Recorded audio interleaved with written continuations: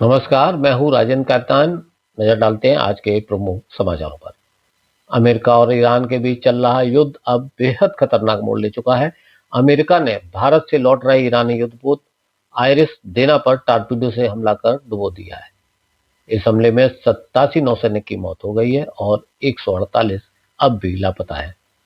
हमले का वीडियो जारी कर अमेरिकी रक्षा मंत्री ने कहा है कि सेकेंड वर्ल्ड वॉर के बाद यह पहला मौका है जब किसी दुश्मन जहाज को टारपीडो से डुबोया गया है। इसमें 87 लोग मारे गए। इजराइल अमेरिका ईरान युद्ध में हालत बिगड़ते जा रहे हैं। इजराइल के बेरूत पर हमला किया गया है। लेबनान की राजधानी में धमाकों की आवाजें सुनाई दी हैं। इजरायली सेना ने इस हमले की जिम्मेदारी ली है। इजरायली सेना ने कहा है कि उसने हिजबुल्लाह के इंफ्रास्ट्रक्चर पर हमला शुरू कर दिया है। वहीं ईरान भी इजराइल पर लगातार हमला कर रहा है। आईआरजीसी ने कहा है कि ईरानी हमलों का मुख्य निशाना खाड़ी इलाके में अमरीकी बेस है, खासकर कुवैत और बहरीन के। कुवैत में कैंप आरिफजान और अली अल सालेम एयरबेस जैसे अमरीकी ठिकानों पर पहले भी ईरानी ड्रोन और मिसाइल हमले हो चुके हैं। बहरीन में यूएस नेवी की फिफ्थ फ्लीट हेडक्वार्टर पर मिसाइल और ड्रोन अटैक हुए हैं, जहां बिल्डिंग और रडार सिस्टम को नुकसान हुआ है। इजराइल ने ईरान की राजधानी तेहरान में नए हमले का दावा किया है। आईडीएफ ने तेहरान में ईरानी मिलिट्री इंफ्रास्ट्रक्चर को निशाना बनाया है। रिपोर्ट के मुताबिक बुधवार रात तेहरान में एक जोरदार धमाका देखा गया। इजरायली एयरफोर्स ने पूर्वी तेहरान के कंपाउंड में बड़े पैमाने पर हमला किया, जहां कमांड सेंटर और इंटरनल सिक्योरिटी के लोग रह रहे थे। व्हाइट हाउस की प्रेस सेक्रेटरी कैरोलिन लेविट ने कहा है कि डोनाल्ड ट्रंप की लीडरशिप में ईरान के आतंकवादी शासन को कुचल दिया गया है। दुनिया के सबसे बड़े आतंकवाद समर्थक देश को 47 साल तक बर्दाश्त करने का दौर खत्म हो गया है।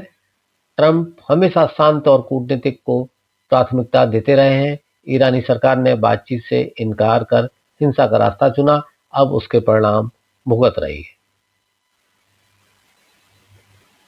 बिहार में नीतीश कुमार के मुख्यमंत्री पद छोड़ने की आहट के साथ ही बिहार के अगले मुखिया को लेकर चर्चा शुरू हो गई है।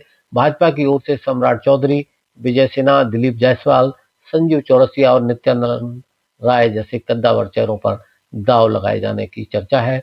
वहीं जेडीयू का एक धड़ा मजबूती से नीतीश कुमार के बेटे निशांत कुमार को ही मुख्यमंत्री बनाने की मांग कर रहा है। अब देखना होगा कि सीएम की कुर्सी पर कौन बैठता है। नेपाल में नई सरकार के चुनाव के लिए वोटिंग शुरू हो गई है। सितंबर 2025 में भ्रष्टाचार, बेरोजगारी और राजनीतिक व्यवस्था के खिलाफ बड़े पैमाने पर जेन जी और युवाओं ने प्रदर्शन किया था, जिसके बाद प्रधानमंत्री ओली ने इस्तीफा दे दिया था। पूर्व पीएम और कम्युनिस्ट पार्टी के नेता केपी शर्मा ओली, पुरानी स्थापित नेपाली कांग्रेस नेता गगन थापा और काठमांडू के मेयर बालेन शाह के बीच कांटे का मुकाबला है। वर्ल्ड कप टी20 में आज भारत के लिए बड़ा दिन है। दूसरा सेमीफाइनल मैच आज भारत और इंग्लैंड के बीच मुंबई के वानखेड़े स्टेडियम में खेला जाएगा। यह मैच शाम 7 बजे से शुरू होगा। फाइनल में पहुंचने के लिए भारत को यह मैच जीतना जरूरी होगा। जीतने वाली टीम वर्ल्ड कप टी20 फाइनल में न्यूजीलैंड के साथ भिड़ेगी। न्यूजीलैंड ने पहले सेमीफाइनल में साउथ अफ्रीका को हराकर फाइनल में अपनी जगह पक्की कर ली है। अमेरिका, इजराइल और ईरान युद्ध के बीच पेंटागन ने कहा है कि अगर ईरान पर अमेरिकी हमले अगले 10 दिनों तक जारी रहते हैं तो अमेरिका के पास मिसाइलों का भंडार कम हो सकता है। वरिष्ठ अमेरिकी अधिकारी ने कहा कि मिसाइलें और इंटरसेप्टर के भंडार में लगातार गिरावट आ रही है।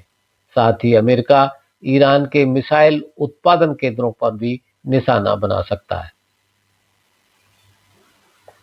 इजराइल ने ईरान की राजधानी तेहरान में भीषण बमबारी की है। रिपोर्ट्स के मुताबिक हमले में तेहरान समेत कई शहरों में भारी तबाही हुई है। अब तक 1200 से अधिक लोगों के मारे जाने की खबर है। जबकि कई लोग घायल बताए जा रहे हैं। इजराइल ने रिहायशी इलाकों को भी निशाना बनाया है। बताया जा रहा है कि पूरी रात अलग अलग स्थानों पर लगातार हमले किए गए, जिससे शहर में दहशत फैल गई है।